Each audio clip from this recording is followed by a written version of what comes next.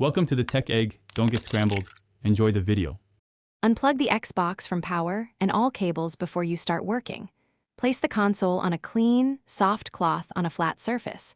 Remove any external hard drives or USB devices gently before proceeding. Use a small Phillips screwdriver and a plastic spudger for initial clips. Keep all screws organized in separate labeled containers while you work.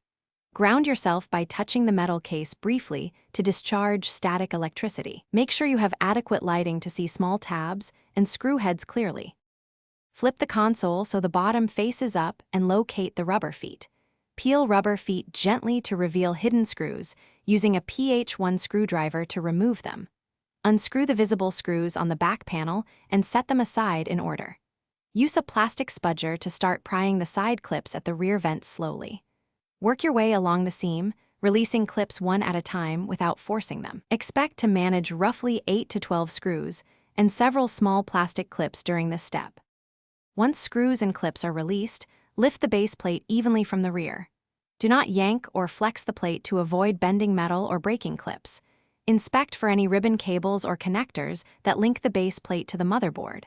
If present, unclip those connectors gently using a spudger and support the cable with your fingers. Set the base plate aside on a soft surface to avoid scratches. Reassemble by reconnecting cables, aligning clips, and tightening screws in reverse order carefully. Thanks for watching. Consider subscribing if I helped unscramble your problems.